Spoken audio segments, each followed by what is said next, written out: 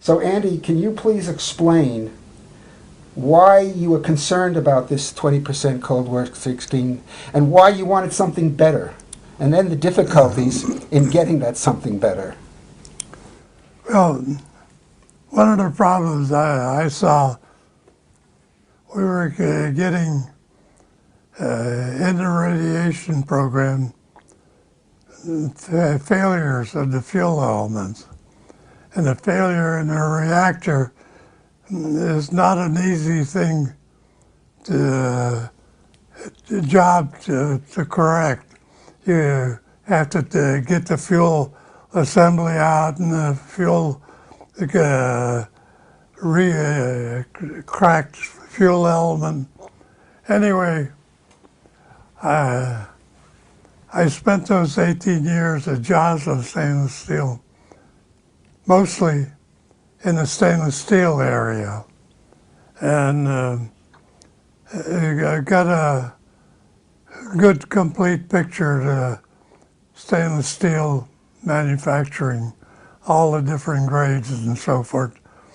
And we were being pushed to generate very high temperature mechanical properties for the FF fuel element.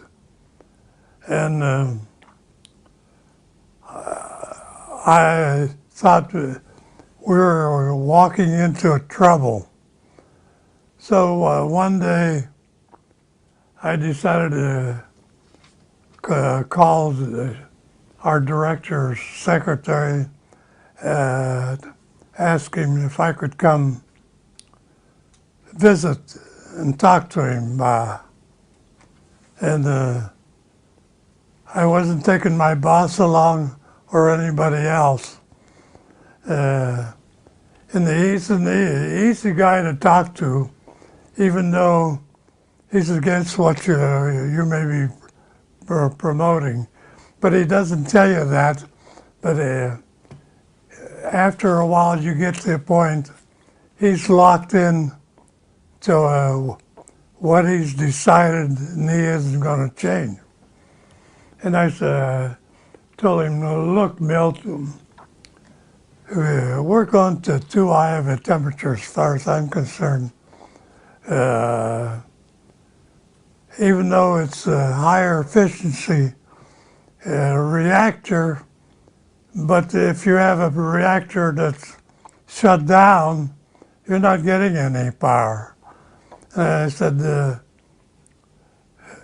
when you stop and think about the fuel element in the reactor, the temperature going up and down, you're putting carbides, nitrides into solution, and when you cool down to a certain amount, they precipitate out.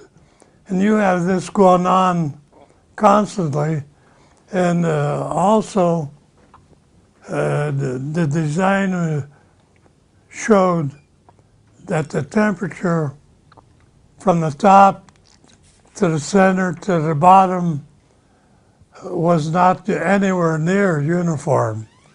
High in the center and tapering off to the higher temperature. And he listened and spoke nicely, and we ended up, obviously no direction for me. He just continued doing what he had proposed. So I gave a lot of thought about that, and I was earlier involved in the pressure vessel problem. So I talked to, I had the reactor materials program out at Hanford. And I said, look, Bob, I'm just talking to you, just you and I. Our conversation doesn't go beyond that. I don't want you talking to any of yours. And I'm not talking to anybody at the headquarters. I said, I asked him, you're putting so many metal specimens into an assembly for radiations. I would like for you to put a couple of ferritic type of steels samples. This is before the FFTF, and to see what happens in a fast reactor. The water reactor radiation is totally different. The FFTF didn't start up till 1980, so we're still in the 60s when this is occurring, these considerations. And so I finally convinced him, and he got the samples in. When that particular assembly got out, he got the samples, did some hardness tests and whatever they could do as a preliminary.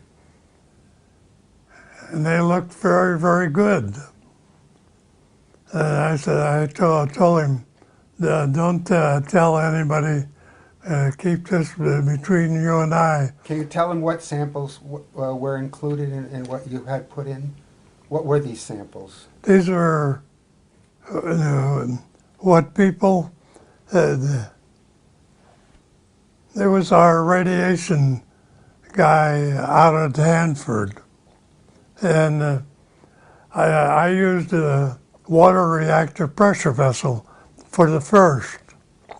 This is early, and after I had to look, so I got into put what I call type 410s standard steel, 12 chrome, which they modified slightly and call HT9. So that's called a ferritic martensitic Yes. material, differing from 20% cold worked, Oh, which okay, is straight, completely. which is straight austenitic. It's 12 chrome is a ferritic martensitic Right. period. It's no austenite. No. But the 20% cold work 316, It's austenitic. that's an austenite. So And the only this was a major difference. cold work you can do to that is by cold reduction and drawing or rolling or something. And one reason I was suggesting 12 chrome, that's one of the lower chrome steels that they produce in stainless steel. And I figured with the stainless, austenitic stainless, there was quite a difference, a significant difference in what we call coefficient of expansion. And the other point is also in the coefficient of Thermal conductivity. thermal conductivity. The two things that were completely different from the austenitics. And somewhere in the 60s, I mentioned I grew up in the eastern Ohio, crossed the river from Wheeling, West Virginia, to a small town, Barton, Ohio. And they had recently built the largest fossil plant in Toronto or Tiltonville on the Ohio River. And I thought, while I'm at home, I'll call, see if I could come to visit and get a tour of the plant and talk to the engineers. And they welcomed me. I told them I worked for the Atomic Energy Commission on nuclear power, but I was coming not for the government, for me personally. And I talked to the top executives, and then they turned me over to the plant engineer. And they took me around, showed me the various parts.